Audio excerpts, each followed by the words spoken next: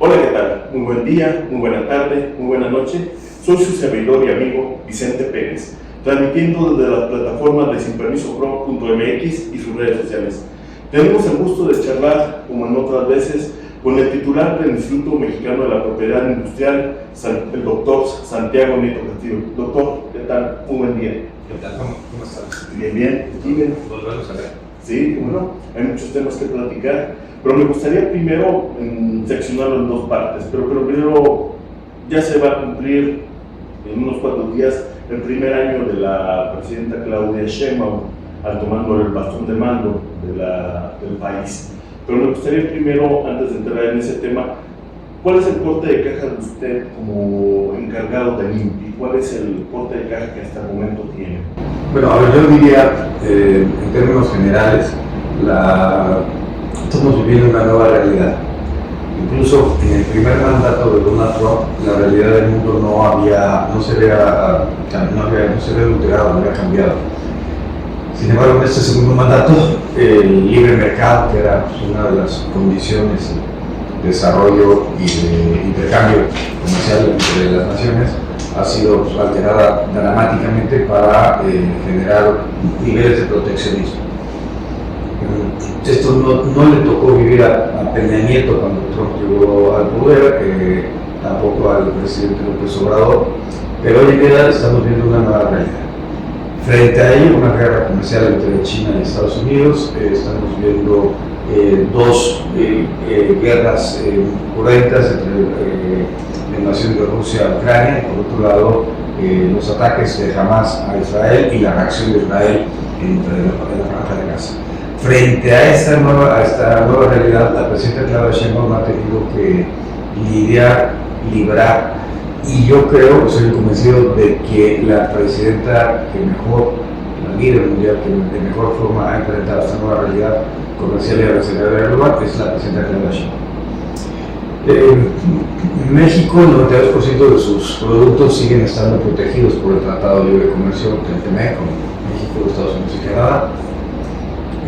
Seguimos siendo el país, el socio comercial más importante de Estados Unidos. Formamos parte de la región económica más importante del planeta, América del Norte. Sin embargo, queda claro que hay tensiones que está generando el gobierno norteamericano, particularmente en materia de aranceles a aluminio, acero, autopartes, vehículos y tomate. En ese contexto, la presidenta va a cumplir un año defendiendo la posición de México, y lo más importante en los meses venideros es precisamente poder afianzar una revisión del Tratado de Libre Comercio que nos genere una mejor posición a nivel global. Creo que afortunada o desafortunadamente, esta nueva realidad implica que necesitamos aprovechar las coyunturas para la mejora de nuestro país. Y en el tema de exportación, yo estoy convencido que el encarecimiento y la inflación de productos de Europa, de Asia y de Estados Unidos nos permite abrir una ventana de oportunidad para México. Entonces, en ese marco, la presidenta en su informe hace unos días señaló algo que a mí me parece crucial: la disminución de la pobreza del 51% al 38% de nuestro país. El régimen neoliberal, el tamaño neoliberal, había incrementado el Producto Interno Bruto, eso es cierto, de manera gradual, se sigue incrementando. Sin embargo, también había incrementado las desigualdades sociales. La clase media se iba evaporando, reduciendo. Y hoy con la presidenta Claudia Sheinbaum, lo ha mencionado ella en esta etapa, los 7 años de la cuarta transformación, tenemos una reducción por primera vez en los índices de pobreza. ¿Qué significa eso? Lo que yo siempre he manifestado, de que cuando hablamos del segundo piso de la cuarta transformación, estamos hablando precisamente del ensanchamiento de las clases medias, del desarrollo y la potencialidad económica, y ahí es donde el INPI entra. La presidenta lo planteó en el Plan México, punto 15 de los 18 puntos del Plan México: fortalecimiento de la propiedad intelectual, en su conjunto, derecho de autor, propiedad industrial. Y en mi visión particular, uno de los temas centrales y el encargo principal de la presidenta es cómo incrementamos las patentes mexicanas. Hasta el año pasado, cifra récord de los 700, hoy llevamos ya 652 concedidas, pero tenemos más de 150 para llegar a un total de 813 patentes ya otorgadas pero sin el pago de los derechos o ya concedidas. Entonces, tenemos un entorno favorable para México, en donde pues, hay discursos que no resultan realmente justos con la verdad, como son los discursos que está teniendo la narrativa del Partido de Acción Nacional y Querétaro. La verdad es que el país se va desarrollando, se va disminuyendo los niveles de inseguridad. Como Margarita Jacuchas ha hecho un extraordinario trabajo en la Secretaría de Seguridad y Protección Ciudadana, incluyendo atacando a grupos de delincuencia organizada radicados en Querétaro. Y por otro lado, Marcelo Ebrard también ha hecho un gran trabajo en materia de la revisión y la negociación del TME con Estados Unidos y Canadá, y en su momento la que se tendrá con la Unión Europea. Entonces, a un año, yo creo que una expectativa muy positiva, una presidenta muy querida, 78% de aceptación, popularidad. Hasta los panistas han tenido que aceptar la calidad, la inteligencia, la prudencia de su liderazgo. Y bueno, cuando empiezan los panistas a decir que fuera de pasando palillas todo es la franja de Gaza, entonces están completamente equivocados. ¿Qué, en su experiencia, obviamente todo suena muy técnico, muy burocrático el tema del Instituto Mexicano de la Propiedad Industrial, pero ¿qué, por ejemplo, qué resistencias ha encontrado? ¿Cuáles han sido las piedras que ha encontrado para poder desarrollar todas esas patentes, los rezagos? Bueno, en el tema de patentes yo creo que hay una falta de cultura de patentamiento en el país entre las personas que hacen ciencia y tecnología. Necesitamos cambiar muchas cosas, el artículo 36 de la Ley de Ciencias, para que los científicos, las científicas reciban regalías cuando trabajan en centros de investigación pública del Estado, y que actualmente está prohibido por la ley. Pero eso es un instituto muy bonito. Lo mismo uno tiene que trabajar con las denominaciones de origen, y eso permite ver el mundo del tequila, el mundo del mezcal, el mundo de la talavera, el mundo del ámbar, de Chiapas, del café. Estamos trabajando con Nayarit para hacer la denominación de origen del café de Nayarit. Y por otro lado, veo no son las explicaciones geográficas, el orgullo que siente una persona que hace esferas en Tlalpujahua, en Michoacán, o en Chinahuapan, en Puebla, o en la región vitivinícola de Querétaro. Y el trabajo que estamos realizando en este momento para proteger a la Mica Lelé, la Mica Oshú, de Gambas de Amialco, o la cantera de escolásticas, o el mármol de Lizarrón, y recientemente me plantearon el tema del orégano en Peñamillén y San Joaquín.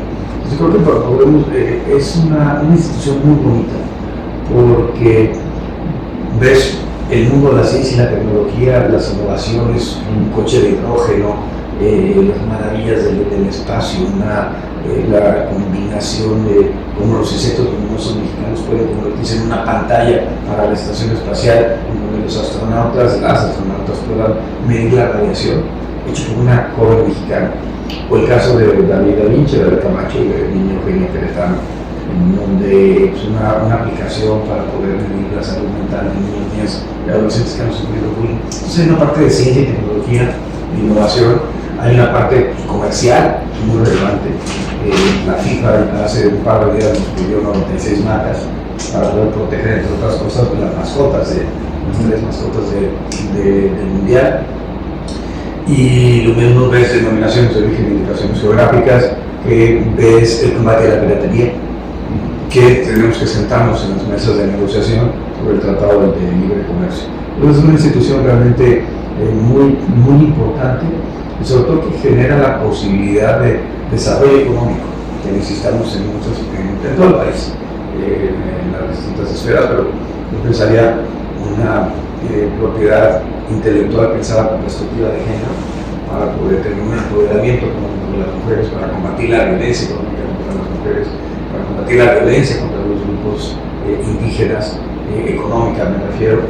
Y bueno, la verdad es que es una gran oportunidad, muy agradecido con la presidenta de formar parte de su gabinete ampliado, en una institución realmente interesante por la enorme cantidad, diversidad de temas que parece ser que está hablando no parece ser, pero es una enormidad de muchas cosas, muchos conceptos. ¿Cuánto personal labora en INPI? Porque pues eso es un tema que no se pregunta, ¿cuánto personal está? 890 personas. Hay dos edificios en la Ciudad de México, el directivo que está en el Pedregal y el sustantivo que se encuentra en Arenal. Pero además de eso tenemos 6 oficinas regionales, en Monterrey, en Guadalajara, en León, en Querétaro, en Puebla y en México. Y yo estoy con la idea, ya en pláticas con el gobierno de Baja California, con el gobierno de Tamaulipas, para poder establecer otras oficinas en esas zonas, que yo creo que sí es relevante que sea. Simplemente son fronterizas, que es importante. Y comerciales. Y el punto, insisto, por eso es que está radicado en la economía, porque es cómo se utiliza la propiedad industrial, intelectual en su conjunto, para poder mejorar la economía de las personas. ¿Qué significa en temas de bienestar para las familias? Y algo que me llamó la atención, la propiedad intelectual con perspectivas de género. Esos temas pues no parecen ser como muy más sociales que técnicos o algo. Pero ¿por qué la necesidad de eso? No, porque, a ver, pensemos en gran medida que las instancias de propiedad intelectual en el mundo son un espacio generado para el crecimiento y el desarrollo económico. De hecho, México crea el INAUTOR o crea el INPI al mismo tiempo, en 1993, cuando se está negociando con Estados Unidos el TELECAN, el Tratado de Libre Comercio de América del Norte. Parte de la presión de Estados Unidos era tener oficinas que protegieran la propiedad intelectual y, por ejemplo, que las farmacéuticas pudieran operar en México sin que se fueran a falsificar sus productos y fueran a piratar sus productos. En ese contexto, por ejemplo, Donald Trump ha dicho que va a disminuir el apoyo económico e incluso a cancelar a muchas oficinas de la Organización de las Naciones Unidas. Pero entre las que no son canceladas es GAFI, el Grupo de Acción Financiera Internacional contra el Lavado de Activos, y otra es la Organización Mundial de la Propiedad Intelectual. Porque todos y todas saben que en esa protección de la exclusividad de poder comercializar un producto, una patente, una marca, una denominación de origen, se encuentra el término del desarrollo económico de los pueblos. De hecho, hablamos mucho de ciencia y tecnología de Corea del Sur, de Singapur, de China, pero todo eso ha sido posible a partir del registro de la protección de la propiedad industrial. Entonces, es algo que no podemos soslayar, no podemos minimizar.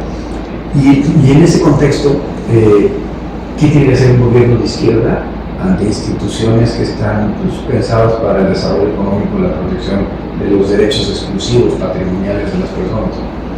Pues tener una perspectiva social, como tú mencionaste.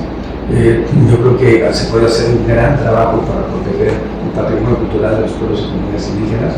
Por ejemplo, Carolina Herrera hace algunos años copió los tenangos de Doria de Hidalgo para hacer una línea de ropa. Pero yo no tengo ningún problema con eso. Lo he discutido con mi compañero tanto en el INPI como INPI con N, Instituto Nacional de los Pueblos Indígenas, como con INAUTOR. Y ellos son de la idea de que no se puede utilizar en ningún momento. Yo pienso que si alguien lo utiliza, se apropia del patrimonio cultural, necesita pagar regalías al pueblo indígena. Porque lo que queremos es eso, es que se incentive la economía en estos números. Entonces, ver la propiedad intelectual con perspectiva ahora de género es darnos cuenta de que el 100% de las marcas mexicanas, 33% son de mujeres y 67% son de hombres. ¿Qué significa? Hay una diferencia de 2 a 1.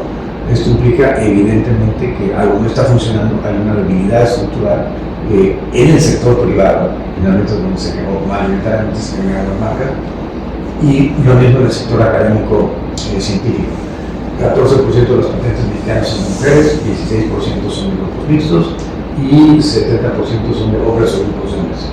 Normalmente hay una debilidad estructural que debemos de preguntarnos por qué, y sobre todo debemos atacar las causas para poder mejorar la condición las condiciones de vida pues, de las y los investigadores, sobre todo las investigadoras y las mujeres empresarias en nuestro país.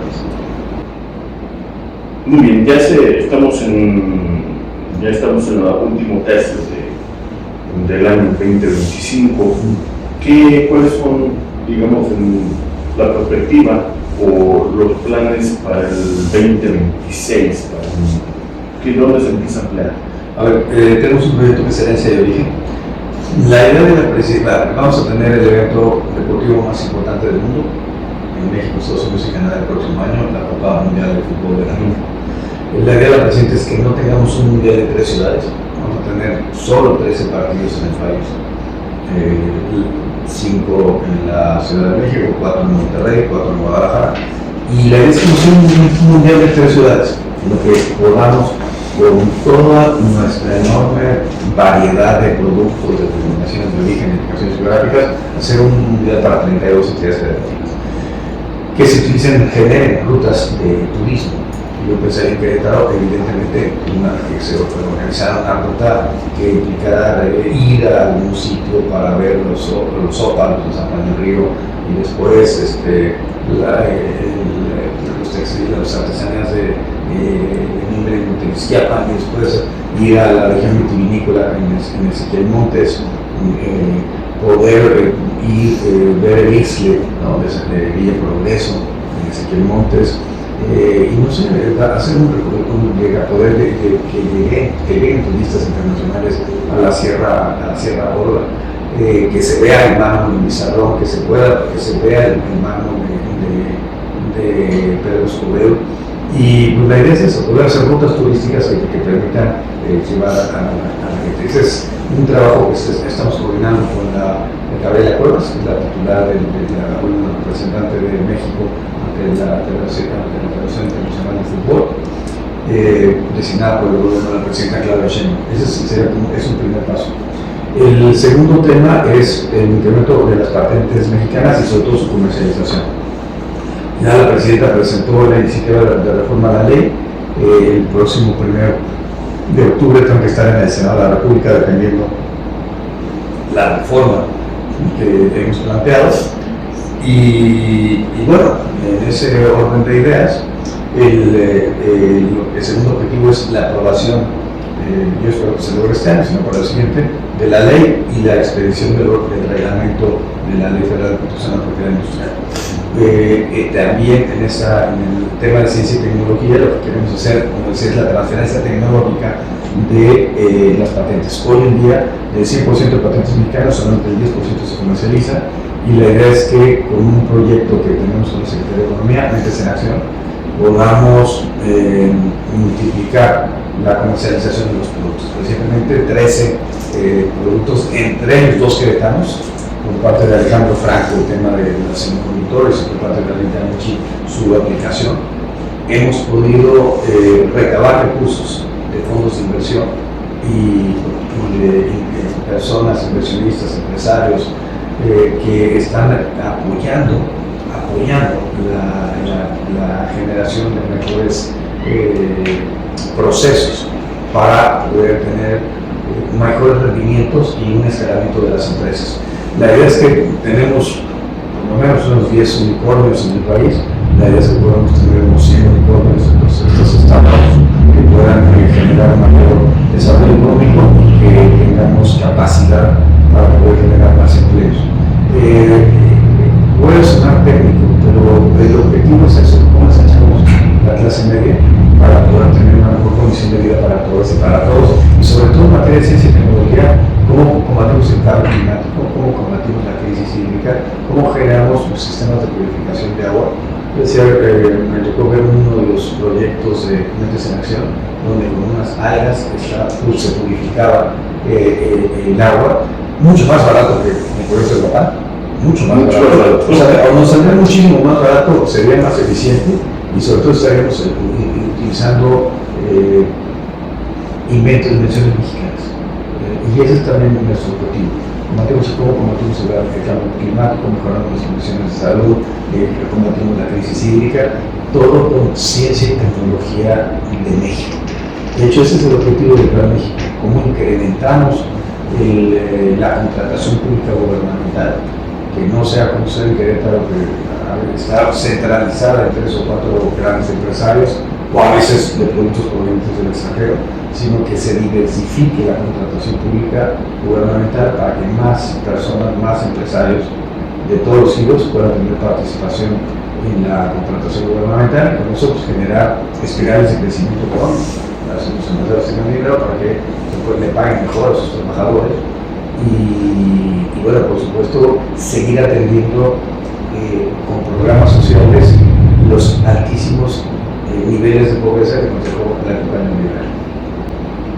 Muy amplio lo que va a ser para el próximo año. Ya por sí tienen trabajo, pero el próximo año también van a tener más. Hace un momento al principio de la entrevista para mi siguiente pregunta, la evaluación del primer año de Claudia Sheinbaum, pero usted inició con eso, dando unos ejemplos. ¿Cómo puede evaluar cómo le parece el primer año de la presidenta Claudia Sheinbaum tomando el bastón de mando de México? Pero como decía, me parece espectacular. La segunda economía del mundo, ella está planteando que con el plan México podamos llegar a ser la 10ª economía del mundo en unos años, que se puede incrementar el Producto Interno Bruto con un 28% de aquí al 2027. Y bueno, en una nueva realidad, como decía hace rato, arancelaria comercial global. Decía, tenemos una inversión extranjera en el segundo trimestre de este año de 34.000 millones de dólares. Es el récord histórico de inversión extranjera directa en nuestro país. Tenemos pues, finanzas sanas. Estamos hablando de también un país con un alto nivel de exportación, 855.000 millones de dólares anuales de exportación de productos mexicanos. Y bueno, lo importante es que todo eso, y que en términos macroeconómicos está funcionando, funcione también a nivel microeconómico hacia las personas que menos tienen. Y eso se va a lograr con programas sociales, pero con trabajo, con educación, con salud, con vivienda, con la protección de los derechos sociales establecidos en nuestra Constitución. Y nosotros, como un movimiento, un partido de izquierda, tenemos que fortalecer esa visión de que los derechos son hechos, son esos derechos. Nuestra diferencia enorme con el Partido de Acción Nacional en materia de agua, por ejemplo, es que no vemos al agua como una concesión, no lo vemos como un negocio, sino lo vemos como un derecho humano, fundamental, y necesitamos establecer las condiciones para que todas y todos tengamos acceso al agua potable y los alimentos pagos.